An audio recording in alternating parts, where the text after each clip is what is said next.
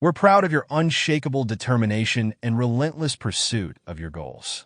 Today, you've set aside time to nourish your mind, which is a rare and remarkable feat. Over the next 10 minutes, we'll dive deep into the concept of contempt, often misunderstood, but immensely powerful when viewed through the right lens today. We're diving into an emotion often regarded as negative, contempt.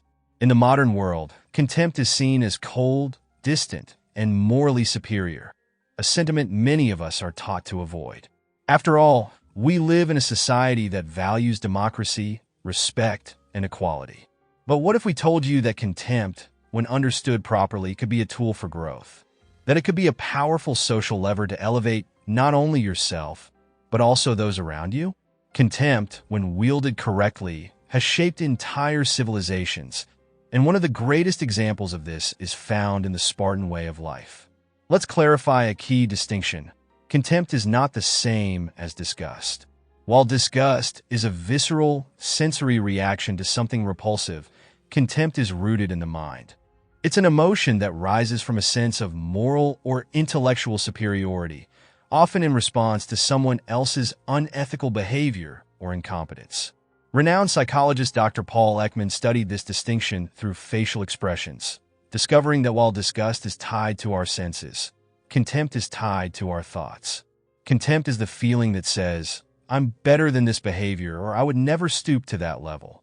It's a moral high ground, and it often fuels social interactions and even hierarchies. Nowhere was this more evident than in the ancient state of Sparta. Sparta's society thrived on a unique combination of equality among citizens, military fitness, and austerity. Contempt played a key role in shaping these virtues. Legend has it that Spartan lawgiver Lycurgus built his society on these three pillars, with contempt for excess and cowardice serving as the cornerstone. Spartans were known for their disdain of luxury and their rejection of anything that softened their resolve. This contempt wasn't arbitrary. It was a powerful tool for building resilience and discipline. By despising comfort, they strengthened their character, and by holding cowardice in contempt, they ensured their military dominance. In fact, Spartan mothers were famous for telling their sons, "Return with your shield or on it." Retreat was never an option, and returning from battle without your shield was seen as the ultimate act of cowardice. A Spartan who abandoned their shield had abandoned their comrades.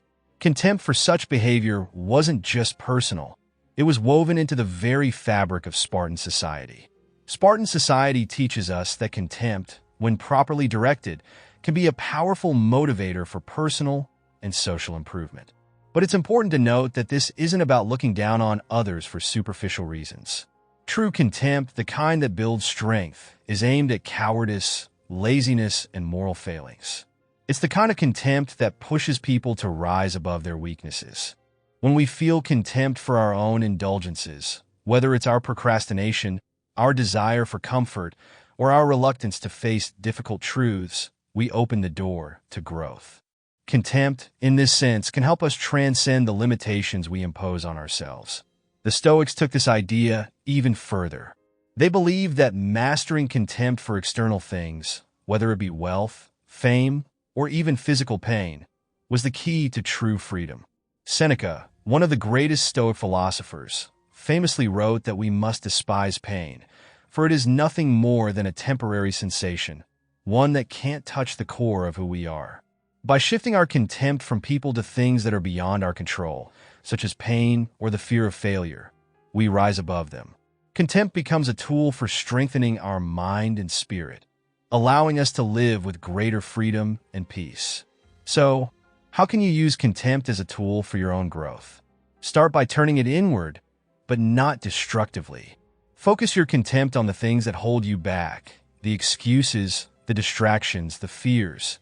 Despise the habits that don't serve you, and use the contempt to fuel your progress. Contempt, when understood in this way, is not about belittling others. It's about demanding more from yourself and from the world around you. It's about striving for excellence and rejecting mediocrity. The Spartans knew this well, and it's why they became one of the most feared and respected societies in history. As we close out today's session, let's take a few deep breaths together. Inhale deeply. Hold it, and exhale, letting go of any tension. One more time. Inhale, hold, and exhale. Feel that power within you. Reflect on what contempt can teach you today, not as a negative force, but as a driver for your own growth and success. Has today's session reframed your understanding of contempt? Spend some time pondering how you can use this powerful emotion to rise above your own limitations. Until next time, keep pushing forward, and remember, keep on rising.